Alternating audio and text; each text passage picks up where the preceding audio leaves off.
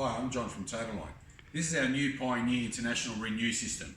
If you ever want to replace your old R22 or 410 system, this is the way to go. All you need to do is just replace your condenser and add in this electrical control kit on your indoor. Now there's 5 easy steps to do it. I'll run it through with you. First of all, you do is connect your neutral, communications, and your active and earth straight to your indoor. Same as indoor and outdoor wiring. Next step is your fan speed. So you connect your 4 cables for fan speed and your neutral.